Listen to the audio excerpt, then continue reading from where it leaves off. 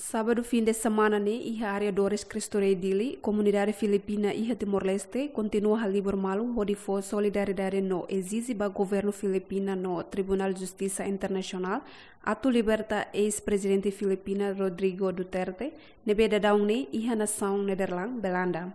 O problema foi daw sira foti amin niya presidente ulok niyan. Depois sa lori ba iha grupo ida malori niya iha Tribunal International niyan.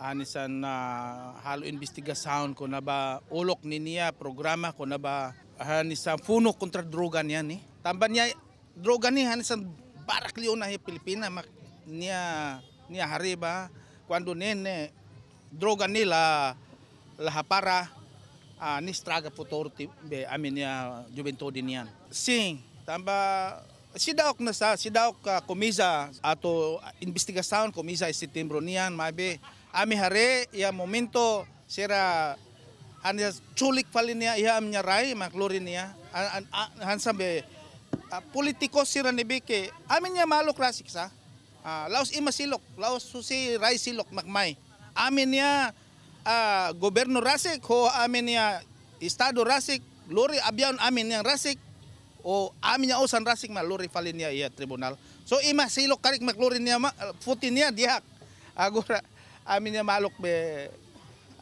nibi makokon foi daw ni makalo falin sa timpo ni diyan be niya oho ima barak sira nibi ke halo krime ano mo sa sirnibi sa faan droga barak sini bolo drug lord hal sa uhin komisa fali una barak liyo iya Pilipina. We have right now is a prayer rally for our former president Rodrigo Duterte, who was kidnapped from our country going to The Hague, and we are against it. So right now we are signing a petition for our former president to be back, to bring back home, because he is 80 years old. He is too old, and we know that he is innocent with the crime that they insisted. And me, I work here for around 15 years already, and I'm not interested with politics. But what had happened, what happening now is what makes me attend to this occasion, because I know that the former president is innocent.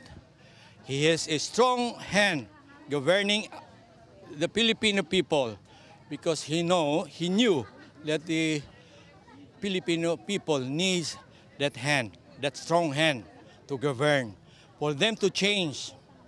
Além de representante comunidade filipina e Timor-Leste Al-Rashid Adamos, o suba governo filipina atufou justiça nebe hori ex-presidente filipina.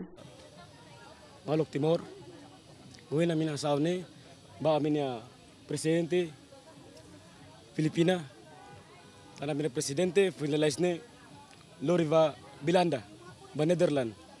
Lima karak bringing home lori faliba amin niya rai Filipina, ko ami halo niatinan 80 tahun. Moin loron. Dimak ami halo yane. Amin hakarak ne hato ba amin niya presidente amin ato justisa. Ba amin niya presidente ato justisa para amin niya estado gubernur di mana ne bili halo diak. Halo justice diak para amin niya presidente bili lahu diak. Bili fila faliba amin niya rai Filipina husi Belanda. Ami husu ba justisa. Enquanto antes nemos comunidade filipina e Timor-Leste mos declara ba público katak se recebeu apoio total ba governo Timor-Leste nia adesão ba iha organização regional Association of Southeast Asian Nation ASEAN.